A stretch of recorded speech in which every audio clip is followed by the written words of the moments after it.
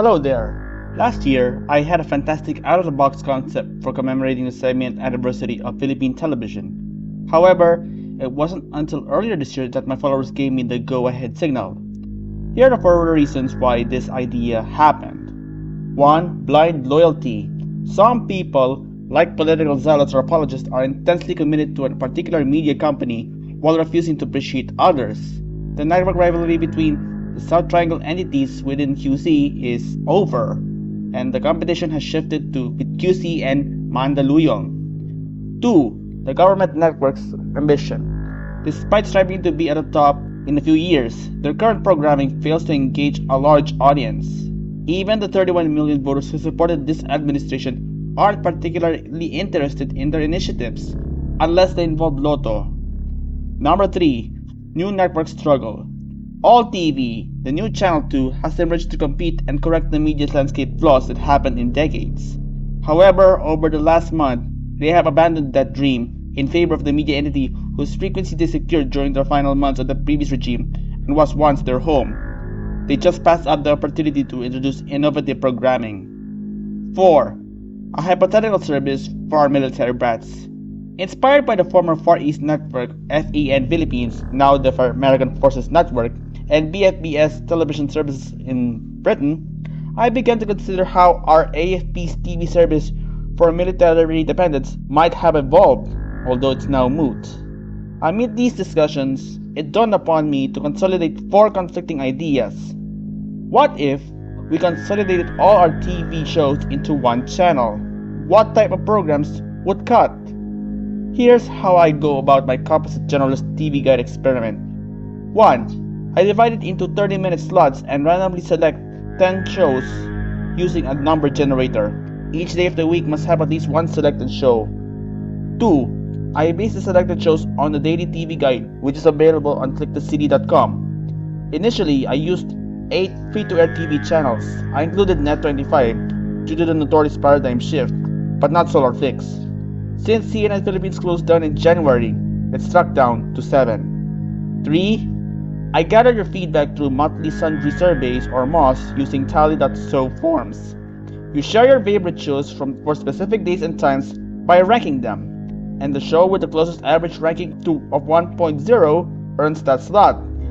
In case of a tie, the show with the highest individual ranking takes the win. As I revealed the results of these intriguing programs throughout the day, make sure to subscribe and ring the bell to receive notifications of new content. The weekday morning TV lineup, where the day's adventures begin. Bright and early at 5:30 a.m., we have the veteran show Unang Hirit, gearing up to blow out 25 candles on its anniversary cake this December. It's the OG of breakfast shows, setting the tone for the day ahead.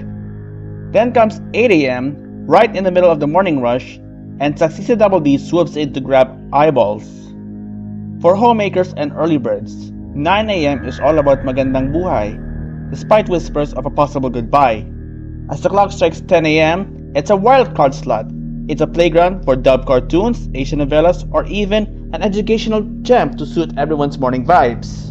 But wait, there's more. At 10:30 a.m., Balitang Hali jumps in. However, the name is now misleading as it is now a snappy half-hour late morning news blast. It was an hour when it was picked. Thus, at 11 a.m., we got plenty of options.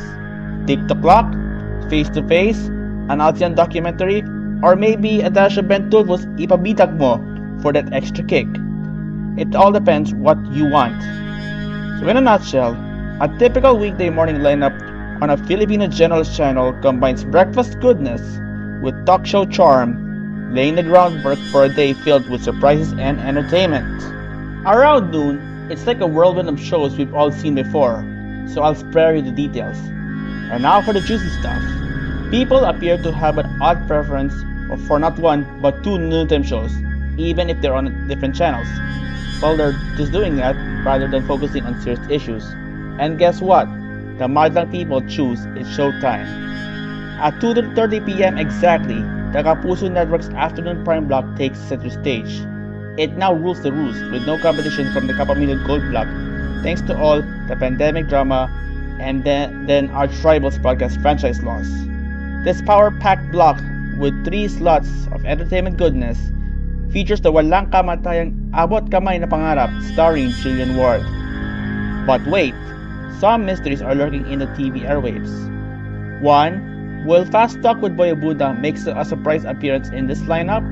2. Could we possibly get a dose of dubbed Asian novella goodness past the 5 p.m. mark?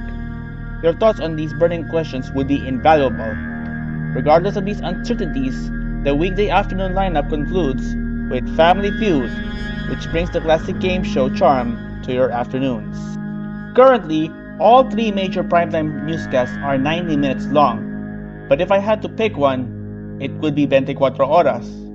Following the newscast, Ignacia dominates the prime time, taking 3 out of 4 slots. Following Jillian Ward heralding for the afternoon, the prime time begins with another walang kamatayang Coco Martin on FPJ's Badang Quiapo, followed by the second slot currently held by Ling Lang. The third slot belongs to GMA's series Asawa ng Asawa Ko, which airs 4 days a week from Monday to Thursday, and Amazing Earth every Friday. Ignacia's dubbed Asian novella, which also airs on TV5, usually takes up the fourth slot, but right now, Monarch, a season-long TV series originally aired on Fox, is stealing hearts, with Inigo Pascual, Papa P's son, in the lead. Before the curtain falls on another day of TV adventures, GMA Succeed checks in with a final news roundup, ensuring that we're all caught up before we go to bed. Oh wait, what about 700 Club Asia? Can we include that? Please let me know in the comments. In summary, the weekday TV lineup for the mashup generalist experiment begins and ends with Egan Arnold Labio, or almost if TSCA would be included. Throughout the day, Kamaning churns out 11 programs while Ignacia brings in 4, including their noontime show, which is their original intellectual property. Additionally, there's one program produced by Fox acquired by Ignacia and broadcast also on Strata and Reliance. When it comes to weekday TV scheduling, the 8 p.m. time slot is like a snack concessionaire stand, a famous one, at a basketball game. It's the most popular go-to show and nothing could top that. Trying to compete with that, especially for the Orange and Green Network during their stand-alone attempt era, is like bringing a salad bar to a chili cook-off. You may get some attention, but you will not steal that show. As for the 9:30 a.m. slot, it's like a box of chocolates, as Forrest can say. You'll never know what you're going to get. Despite warning signs and calls up to ante over the past 50 years, or 4, our government stations haven't managed to dominate. If the AAP launched a hypothetical TV network for military dependents like FEN or BFBS, there would be available morning and afternoon slots for their content, whether for news or educational. As for the weekend, it's complicated, but that's a story for another time. For now, let me share your thoughts in the comments, and we'll catch you next time.